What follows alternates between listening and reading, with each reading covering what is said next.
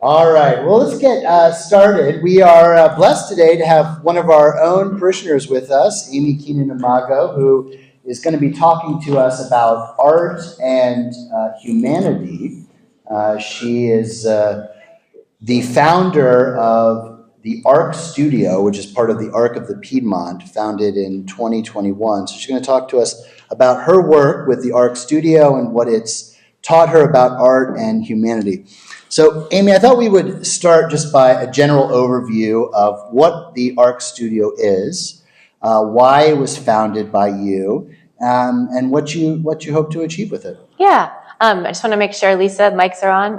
All good? All right. And I just want to first thank you for having me and thank all of you for coming on an early Sunday morning. So I am an old doctoral student at VCU. And when I was looking for a place in 2019 to do my doctoral externship, at the time I was teaching a class that was for pre-service art educators exploring the intersection between disability and the arts. And in my experience teaching this class, one of the things we did for an experiential aspect of the course for the students was to invite adults with developmental disabilities from the Henrico Day program, which was just outside of Richmond, to come and make art with us. And so we covered the tables in the studio with all different kinds of art making materials and invited these were all adults with developmental disabilities to make art with us. And I was just, I don't know what I expected, but I know that I was astounded by the quality and beauty and depth and richness of what they created. And over the course of 2 different visits with the same group, I started to talk to the staff.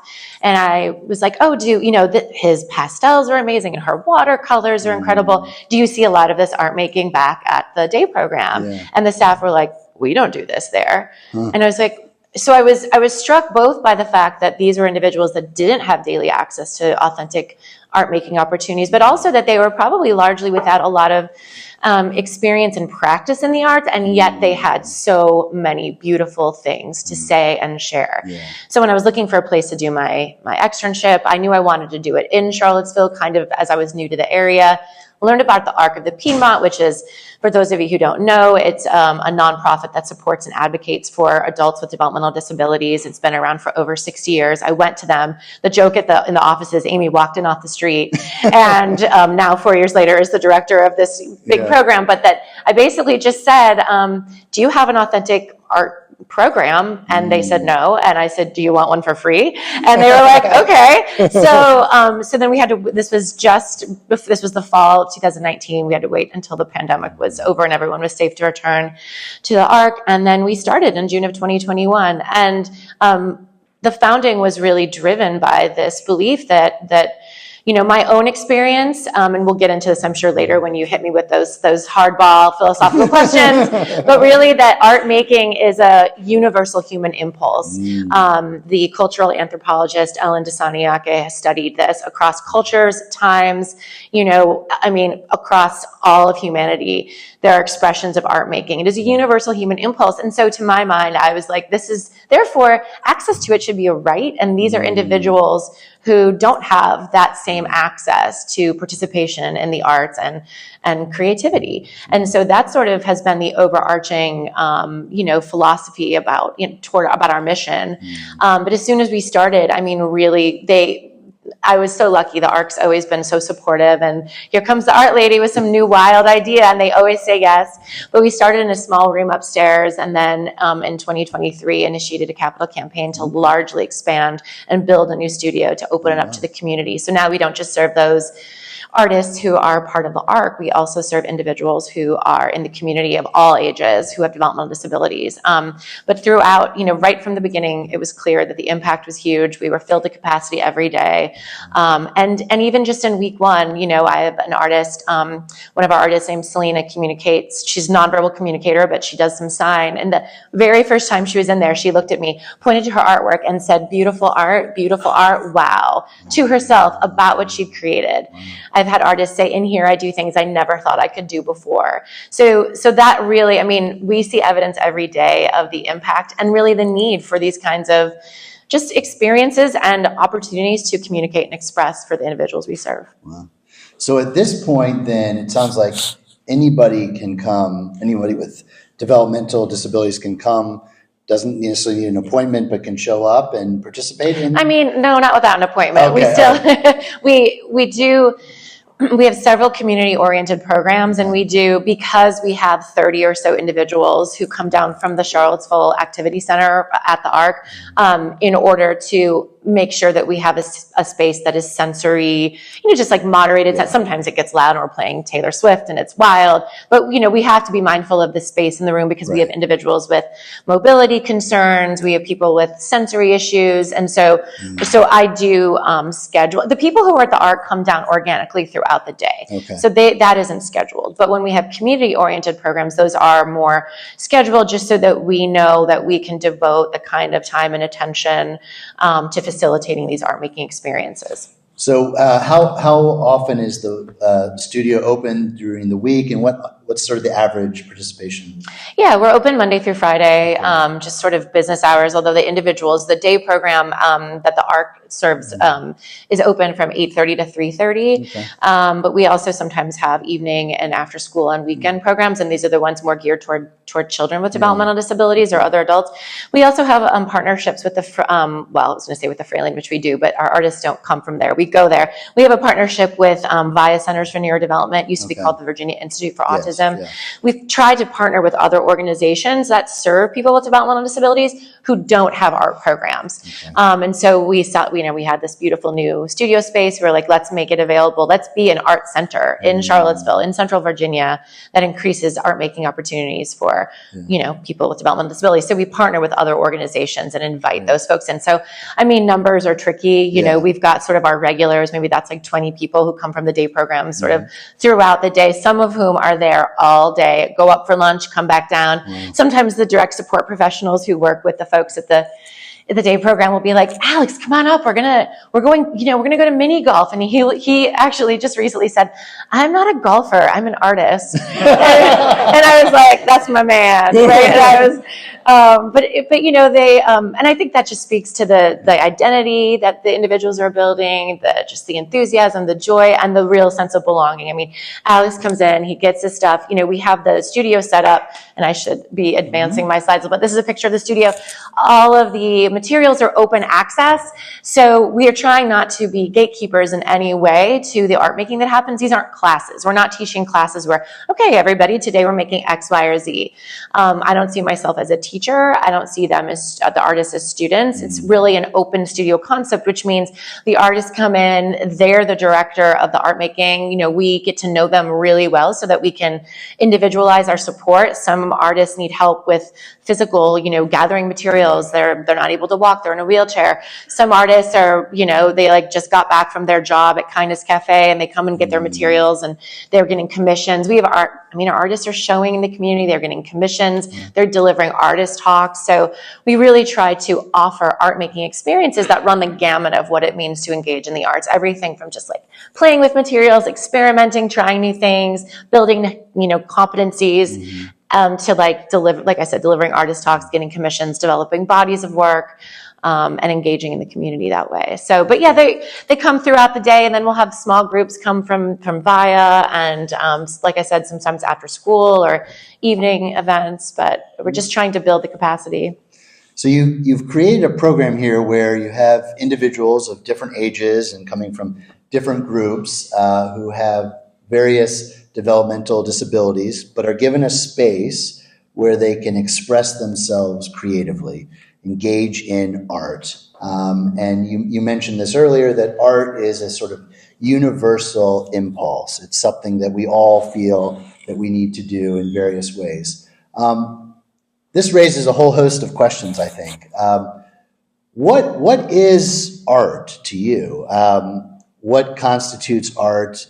Clearly, they're doing art, but when is something artistic and when is something maybe not artistic? Is there a boundary there? How do we make sense of art?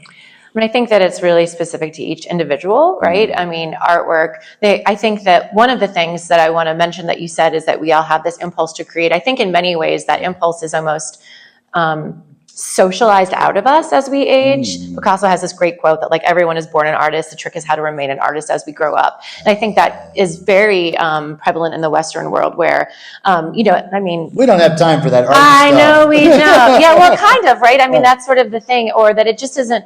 I mean, I was just talking to somebody earlier who, and several people who come and participate in what we do or come to our art shows or buy the artist's work, and they're like, I couldn't draw a straight line to save my life. And I was like, that doesn't preclude you from being an artist. Like, that's okay. It might make your artwork better. Or, I think that it is an inclination that we all have access to. And that's why for many of us, it becomes that we just are drawn to the arts as patrons.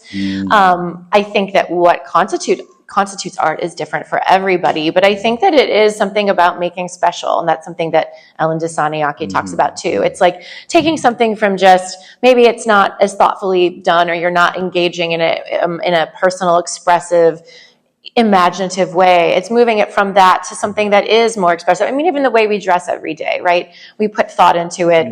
But it's the way, it's your signature. I mean, it can run the gamut, but I try for my students when I was teaching, and also for the artists here, to sort of demystify what art making is, and to not have it be, oh, well, you're an artist if you have artwork in a gallery. You have artists. You're an artist if if people are buying your artwork. There's sort of that codified cultural way of thinking about the art world, right? And that's why for many artists like this, they're considered outsider artists, because they haven't been either educated within the art formal art training, or are going to art schools, or they're not sort of, their artwork's not commodified in like the mainstream art market. And I want to dismantle all of those kinds of borders, because I really do believe that it's a part of who we are as human beings. And so art making is something for all of us. Maybe it's the way someone puts out a charcuterie tray, right? But you're like thinking about the colors and you're separating them. Abby makes a beautiful one. Maybe it's, I think that there are multiple levels, but walking through the world, stopping because you see a beautiful shadow on the ground and you take a photo of it. I mean, that's engaging creatively, and that's something we all have access to. Obviously, some people make it their practice. They're doing it daily for hours. And so on scope and scale, it can be different. But for me, I don't want to put distinctions around it. I don't want to, sometimes people will be like, oh yeah, like the sip and paint, right, so bad. And they think that because I'm an art maker, I mean, that's not something I'm going to offer my artists, because it's pretty formulaic. But I'm like, if it's a gateway drug to other art making, do it. I don't care if you're engaged creatively in a way that brings you joy and offers you opportunities for personal expression, do it. There's no right or wrong way. Yeah, it sounds like maybe one definition we could pull out from what you've said is that art is when you do something with intentionality that brings you joy and expresses your creative impulse, right? I think that's true, with attention to aesthetics, right? Perhaps. Yeah, and sort of reminds me of this distinction we have in the religious world between the profane and the sacred, right? Everything is profane until you use it in such a way that it's set apart, right? It's almost consecrated for a particular purpose, and then you've made it sacred. I love that. This is, of course, what we do each Sunday in communion, right? We just take ordinary wafers and tawny port wine, and we turn it into the real presence of God. And in a sense, I think that's kind of what you're getting at, it sounds like, that art is that intentionality. And it sounds like, from what you're saying, this is built into all of us. All of us have this impulse to create, to set things apart, but we're conditioned by our culture not to do this. And it also sounds like we need to be careful about just associating art with business and commercial enterprise, which maybe is how we tend to think about art in our society today. How do you share the art? You've alluded to this, but how do you share the art that the people from the Arc Studio produce? Obviously, they're not engaged in a business activity with this, right? Oh, they are. Oh, they are? Okay, never mind. Heck yes, they are. All right. So how do you share their art with the community and really help people see that we all have this creative impulse? What are some of the ways you all do that? Yeah, well, we have art shows, Yeah. right? So we bring it to the community. We share it with the people, who engage in the creative culture of Charlottesville. Charlottesville has such a rich creative culture. People here really value the arts. Yeah. So it's interesting because I see every opportunity for us to show and sell artwork in the community as advocacy work, because it's helping people who are coming to the shows and just the general public start to expand their definition of who an artist is, who gets to make art. Right. And often people are sort of like, wait, these are people with Down syndrome and autism and, all sorts of whatever developmental disability. This is somebody who is nonverbal. This is somebody who hasn't gone to school. And I'm like, yes, it is. And they are fine artists and you're buying their work. And I think for me, that's such a wonderful opportunity to really help challenge people's perceptions of the intellectual and creative capacities of people with developmental disabilities. And I think that when you see somebody's, a beautiful painting like this one by Selena, it is an indication of the depth of humanity of an individual. And I think that people with developmental disabilities are often so, marginalized, discounted, often not seen. Right. So when we have art shows at the Fralin Museum of Art, or we're going to the Fralin to look at art, or we have a show at a gallery, downtown or at a cafe or wherever, this is an opportunity for us, to share our mission. It's an awesome opportunity for our artists to connect and engage with the community. And also it builds a sense of pride and career opportunities because they are selling their work. And whenever we sell a piece, half of it goes directly to the artist's account and the other half goes to buying more art supplies to sustain and support the artist's studio practice. So we will show art everywhere we can. Obviously, opportunities like this are wonderful where we can really dig into the mission. But we have multiple shows. We're actually booking out until 2027 right now, which is really exciting for us. We're starting to hit some more mainstream studios. And even though I firmly believe that the art making is valid, whether or not it's recognized by galleries, and if it's purchased, it's really important that happens because our artists come out into the community and then people have opportunities to engage and talk with people who have Down syndrome and autism and other chromosomal conditions that you just don't normally maybe have opportunities to talk to these people. It also builds a sense of pride and ownership for our individuals. And again, we get to participate in Charlottesville's rich creative culture. This is a group that for so long hasn't had access to that participation. Yeah. Amy, it strikes me too that your experience here has given you a window that maybe people in general don't have into the incredible abilities, creative capacities of people with developmental disabilities. We're in an interesting time in our society right now where we've made incredible leaps in terms of genetic engineering. And it may be the case that at some point in the future, we can see the genomes of embryos and select to not have people with developmental disabilities. And there's a lot of talk about this in the world. And I remember a couple of years ago, I read an article about one of the Nordic countries. They've essentially eliminated Down syndrome through prenatal testing. I'm wondering how your experience has shaped your reflection on these sorts of issues and giving you insights into this community.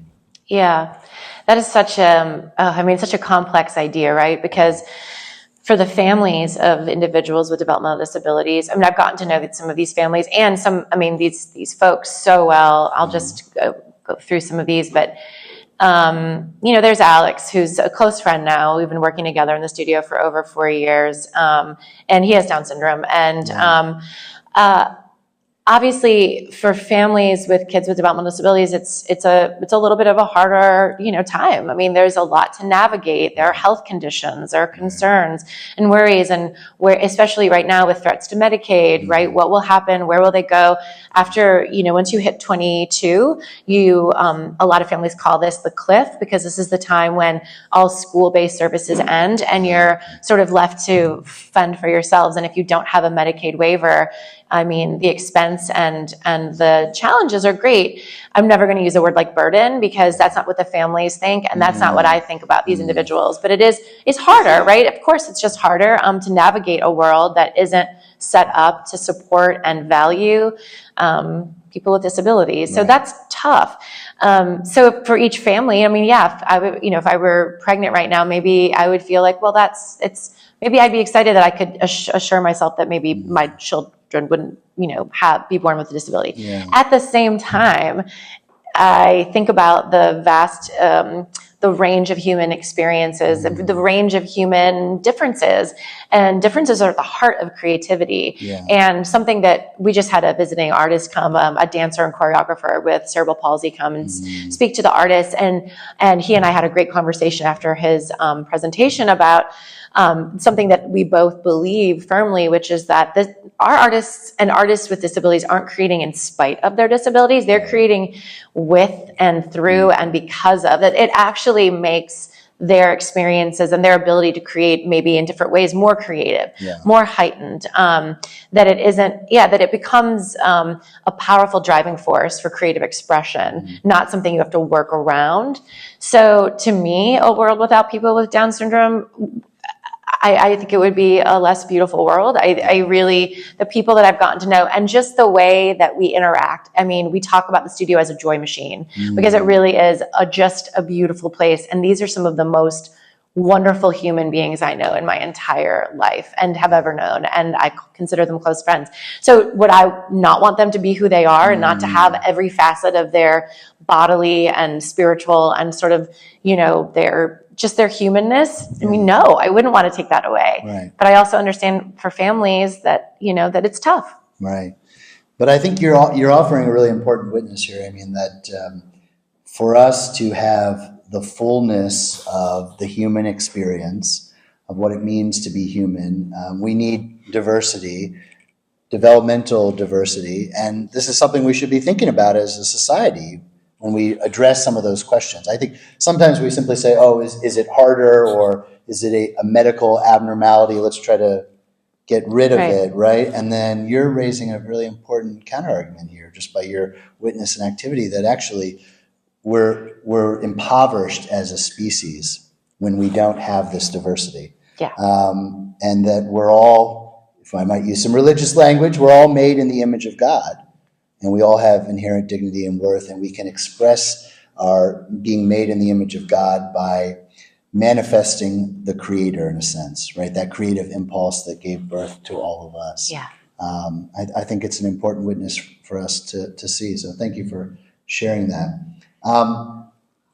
Thinking about the Creator and the Creator impulse, art, as you've said, is something that involves intentionality. It's setting aside something, everyday things, and having a certain creative impulse behind it that is filled with joy and almost seems to sort of reach into something.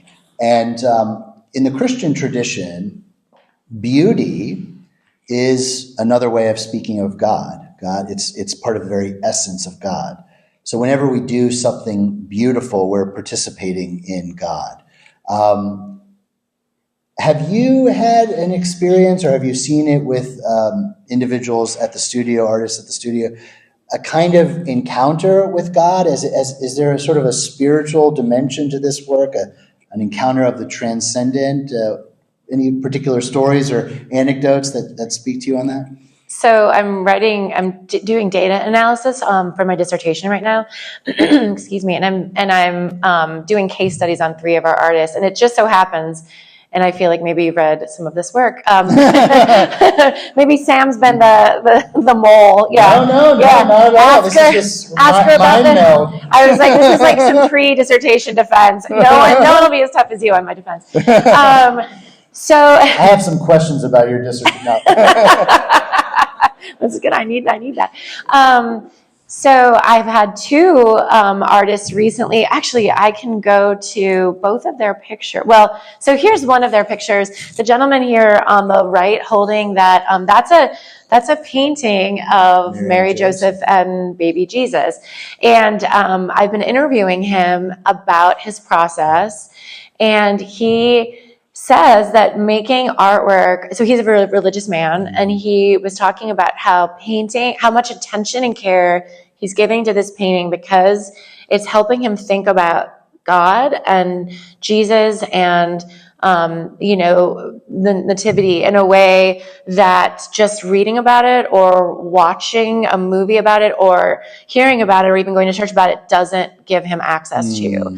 And so he has talked about how the material, I mean, he's not using these words, but I mean, he's just about using these words. This is, as I'm analyzing the data, I'm he is talking about material engagement and sort of the transcendent quality of being materially and bodily and sensorily engaged in the art making. So when he is painting Jesus's face, he said he feels closer to God. Right. He's talking about the folds of their clothing and how he has to get it just right because he's trying to embody something that makes him who he is, which is his closeness to God. I mean, in the same interview, he said, without art, there's no DJ. That's the artist's name. Without art, there's no DJ. But he talks about how he thinks about it when he's not with the art. He's thinking about what he can do to bring to life this story. So there are aspects of storytelling, but really there's that material and bodily engagement almost acts as it's like prayer. Yeah. It's a conduit, right? And there are material aspects of prayer. So that's just, and then another one of our artists named Julia, who is, there's DJ again, painting. There's Julia giving bunny ears to Andrew, but then here's another picture of her. There's both DJ and Julia. Julia talks about when she's painting, and she's also a very religious woman, about how she goes, I asked her, it's why do you come down to the studio? And she was first of all, when she talks about it, she's hilarious. She's given artist talks. I have to say a few things about Julia. Yeah. When she was born, she tells the story. She's 57. She said, she's got a little Southern accent. She's when I was born, the doctor said to my parents that I would never be able to talk. And my father said, well, you don't know her mother. So first of all, then that's also a woman so the doctors, didn't think she would be able to talk. She's delivered artist talks at a gallery downtown, Studio X, and the Freeland Museum of Art in front of the entire volunteer board. She's delivered artist talks about her art. And so I think that a lot of this work helps us expand our belief in the capacities that these individuals have. So when people are oh, I didn't know people with developmental disabilities could be fine artists. I'm that's just because they haven't been given access to this kind of making. But she always says, when I come into the studio, I get my mojo running. and so in the process of just talking to her while she's making art, she's also, she's one of our artists who comes in day after day after day for hours a day. And she always says it, when I come in here, it relaxes me. I get my frustrations out. It comes out of my knuckles. And it goes into the painting. And she also says that she feels closer to God when she's making art. And I said, how? And she's well, I know he's looking down on me. He's got a little smile on his face. She's just so delightful. And there's so many thoughtful, reflective things to share about what art making does for her. That's beautiful. I'm wondering how you personally have been shaped in your religious life, your spirituality by this experience. Obviously, a lot of these ideas you already had, you brought to this work, but over the last 4 or 5 years, how has this experience shaped your understanding of God, your relationship with God, and your love of neighbor? Yeah. I mean, I think it's just expanded. First of all, just expanding for me what is holy, because every day that I'm in the studio feels deeply spiritual and holy, because I'm witnessing something that is so individualized and unique and special. I'm totally getting choked up. It's such a privilege to watch people who haven't been given avenues for expression and communication find that they're capable of creating beauty and of connecting with people. If you don't communicate verbally, but you create something that somebody else finds beautiful, you're in conversation with that person. That's a dialogue through a visual medium, but it's a dialogue. And so much of what we do in the studio is also based in humor. We laugh all the time. We make jokes. And that's another, to me, being engaged through humor is there's a check-in of safety and trust, right? And really of just taking little risks with each other and having fun. But I mean, we see artists come in and families who say things I had no idea that they were an artist. I had no idea that they that they could create this way. And going back to this idea of the creator, right? And if we're made in God's image, and if we all, like that we all have the power to say profound, beautiful things about ourselves in response to the world, you know, about our ideas or our experiences or feelings. A lot of our artists use this to talk about their experiences. And so to me, I mean, it's so holy to be able to just witness and support the art making of people who have not had access to this avenue for personal expression for so long. It's very moving. Sometimes I've gotten to, you know, hire a couple assistants recently, and I have a volunteer group of 17, one of whom is one of the parishioners, Meg. Artuso is one of our volunteers. But you know, sometimes we just stop in our tracks and we look at something, and it's just so visually stunning and powerful and beautiful. And I think to myself, what if, you know, it's not like I've done anything revolutionary in starting this program, but I think to myself, oh my gosh, like, what if this didn't exist? What if these artists did not have access to this form of personal expression and communication and extension into the world, and this own development of what is holy for them? And to me, that just seems, I mean, really, like, it's a fundamental human right issue that we give people access to creative avenues of expression. Well, I think it's clear that your studio and your work here is changing lives, and bringing people a deeper sense of God's presence in their life, and a deeper love of all people, regardless of who they are. I understand you have a video to share with us. I do. Yes, I do. I made this for one of our galas. It's just it gives you a little more idea of like the expression and joy of the people that are in our studio. So I'll play that. Look out, 'cause here I come, and I'm marching on to the beat I drum. I'm not scared to be seen. I make no apologies. This is me.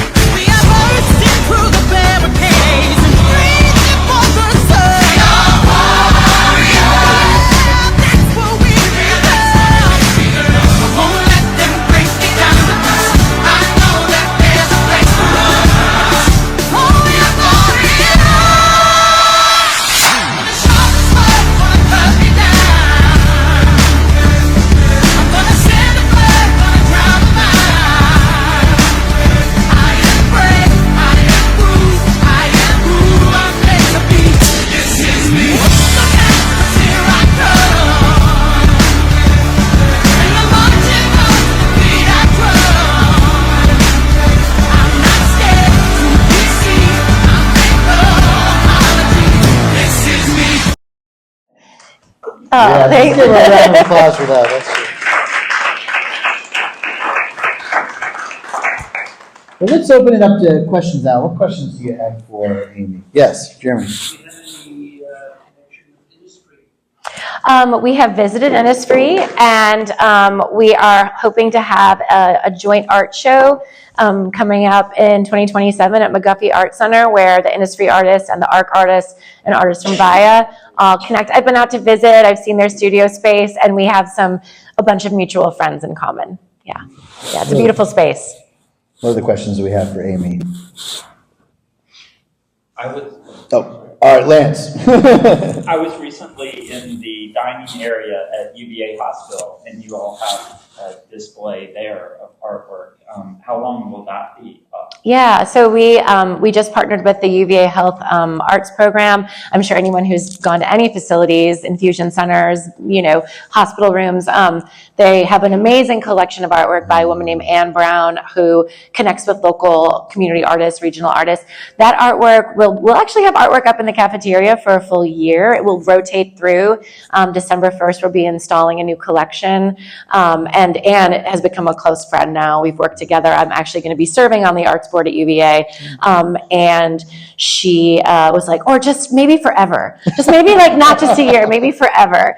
So yeah, and I'm actually glad you mentioned that because we have some community events that I would love for people to come to. Some of you have come. We have an event on November 22nd in Crozet at Grace Estate Winery. We do an art of wine where we pair with 6 different wines. We pair artwork that goes along with the description. So if it's like bold, fruity, rich, I like find an artwork that goes with it. And we have the artists come. So anytime we have an art show or an opening or any event, our artists are there, right? Like they're a part of it. And so we just take over the winery. We've got these 6 stations. You get a passport. You go through, look at art, sip wine. What could be better? You can buy artwork, and our artists are there. We have an art making station, so that's a really fun event on November 22nd. We'll be selling artwork at the center. I mean, we have a lot going on, but yeah, that's been a really fun.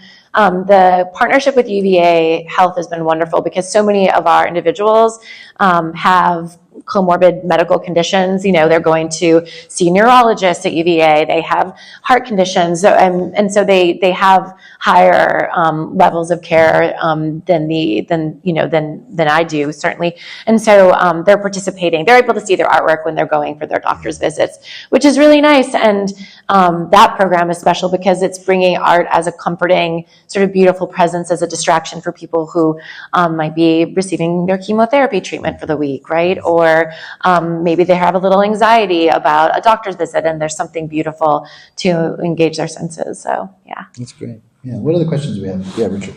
Yeah, I think one of the things I hear in what you're speaking about, the people you work with, and I'm coming from the science point of view, and I don't see that big boundary between science and art. Same. But it's that people are thinking about what they're doing. They're not just getting up in the morning, doing their job, watching TV and going to bed, or whatever it is. That people often, it's easy to fall into a pattern like that and just stop.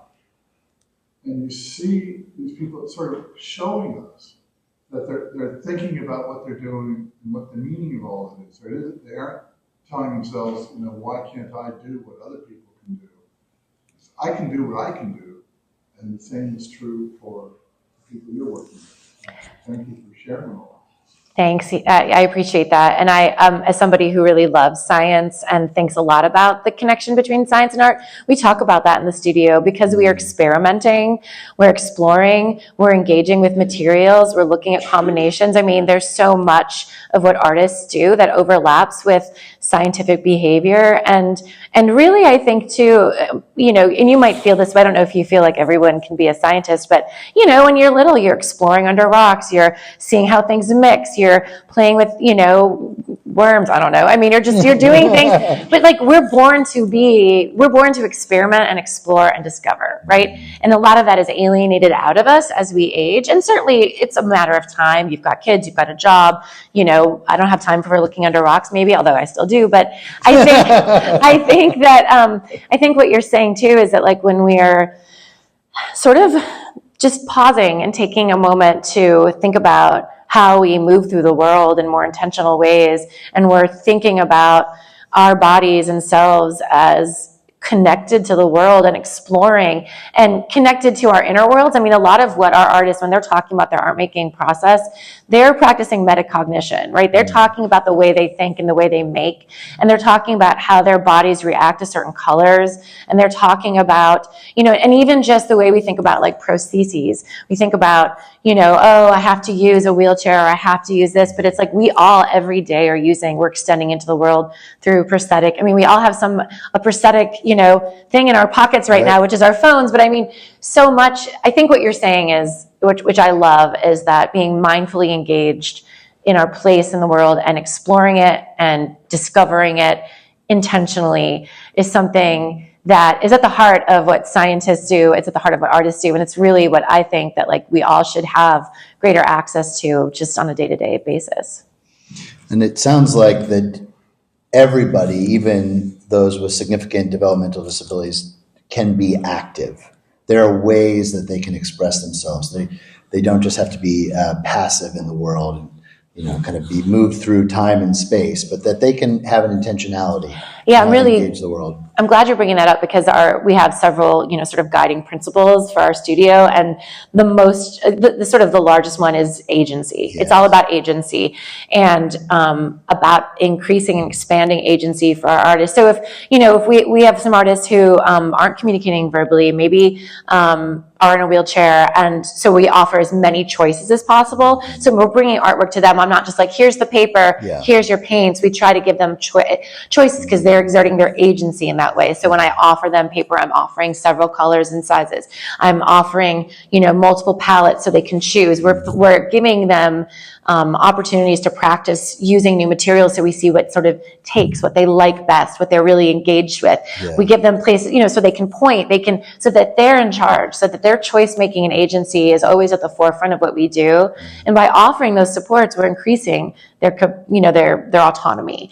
But I think that's a really strong driving force, is always like, how can we as facilitators be creative in our support so that we have an artist who loves to drum. He's a drummer. He's amazing. He comes down, he's in a wheelchair. His name's Owen. He always goes, "What's up, Ames?" He calls me Ames. And then we crack jokes. One time I made him laugh so hard he threw up after lunch. And I tell this story because it sounds like it's a bad thing, but when he was taken upstairs by the staff members to clean up, he looked at the staff and he said, "It was worth it." And so I said, "Owen, you didn't just LOL, you VOL."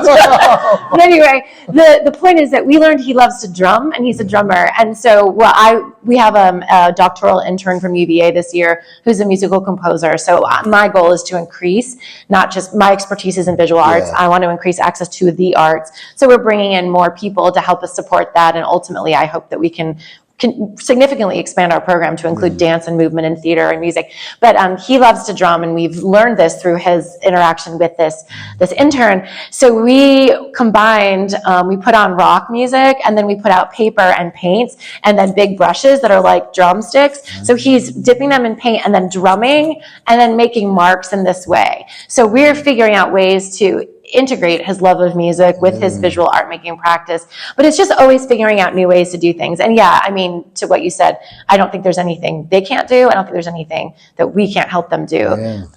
That's wonderful. Thank you. Yes, Elizabeth. Yeah, 2 questions. Curious where your studio is Mm-hmm. in Charles. I'm assuming it's in Charles. And then the second question, do you all ever explore, or maybe this is in your future plans, ceramics, more decorative art? Yeah. Great question. So we're on Rose Hill, up the hill from Murray Bet, across from the health department. So that's where the Arc of the Piedmont is, and our studio space is on the first floor downstairs. And I have information. You can reach out. I give tours all the time. If you just want to come by, you're just like art curious, come by for a tour. We are always happy to just open up the space to someone who's interested in what we do. And then so we haven't had the facilities or the space to do ceramics until recently. I partnered with, we have a partnership with Milkweed Clay, which is a new clay studio. It's an offshoot of City Clay in downtown. And so 2 ceramicists who have become good friends of ours come twice a month. They're actually coming tomorrow morning. We developed this program called Monarch Clay, which are clay makers, which is, they come and we do clay and ceramics twice a month with the artists. They love it. And we've artists people who like to make art, but maybe don't come down as often, when they saw the clay, they were like, zoop.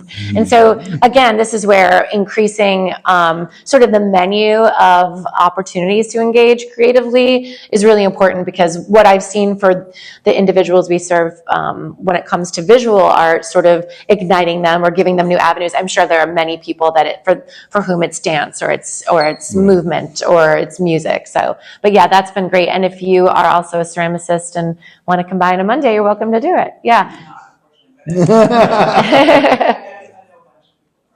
Yeah. What other questions do we have for him? I think you had a question, did you? Yeah, it was more like, how do you price any of this stuff and sell it? Like, that's more. It's tricky. Some of this thing in the back, it's so beautiful. Like, you could put any price on that. And how much do you want to buy it for? Let the haggling begin. Actually, I'm glad that one is $1 million. So I'm glad you asked.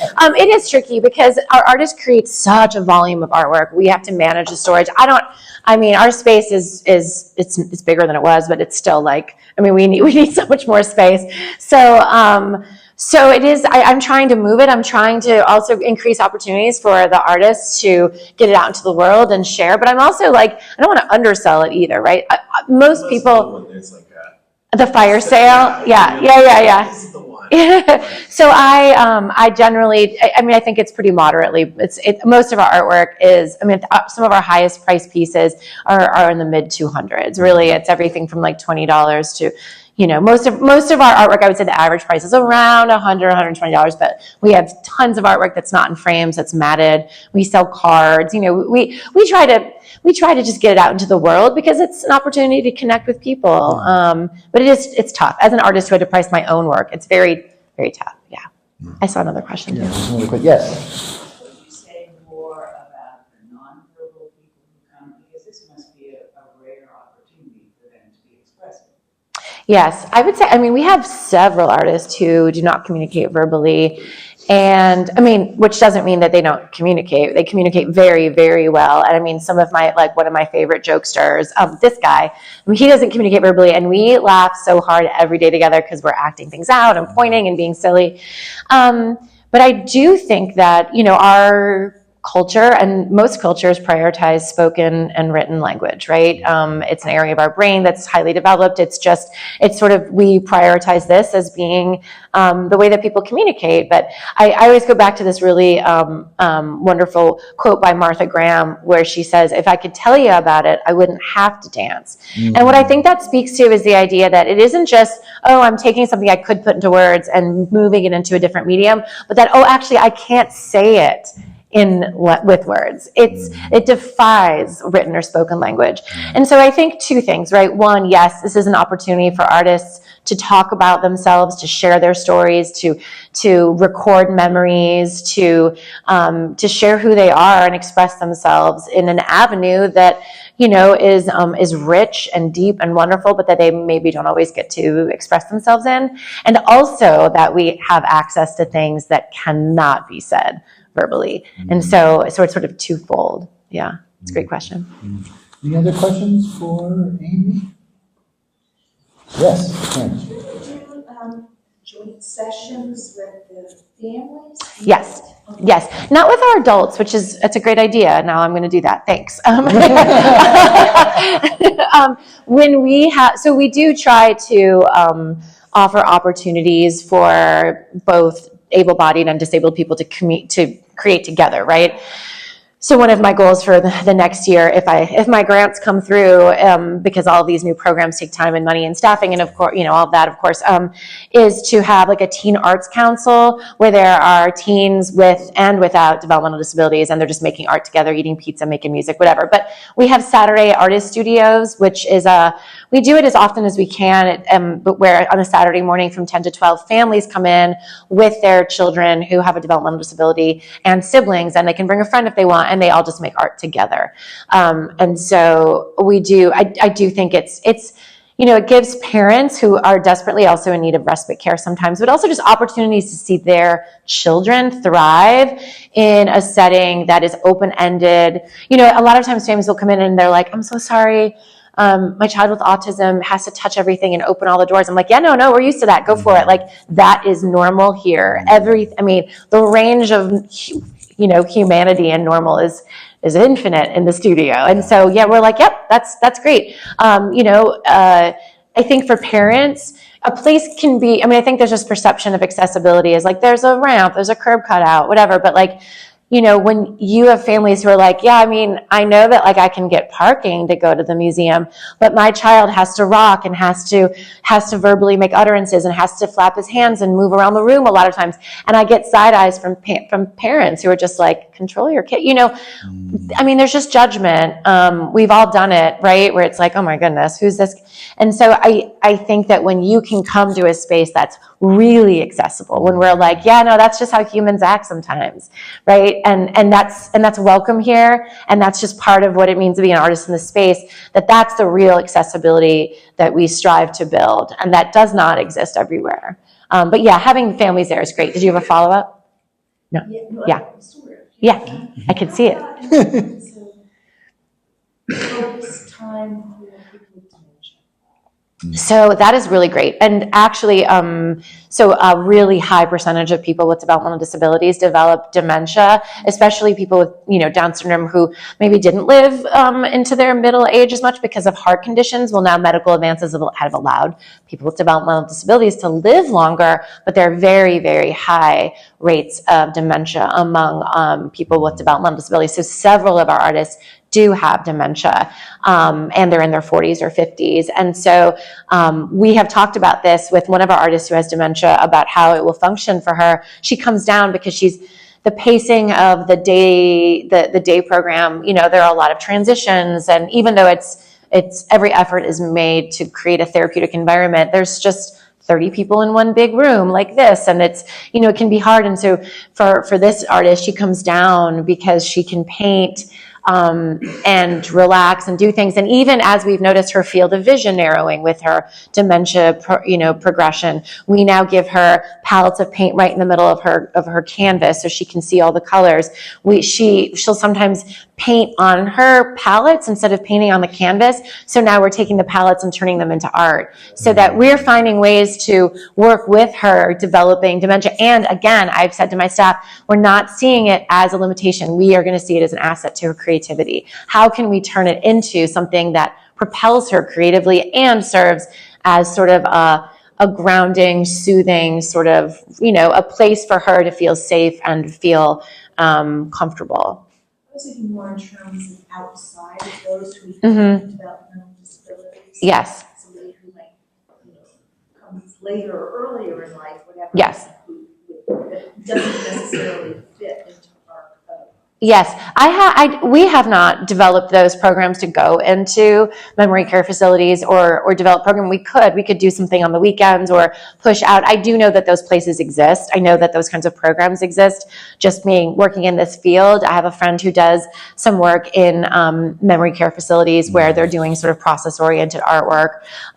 So it does exist, and certainly if there were a need. I mean, I think that's something I would be happy to consult with somebody who wanted to start a program like that or facilitate that happening.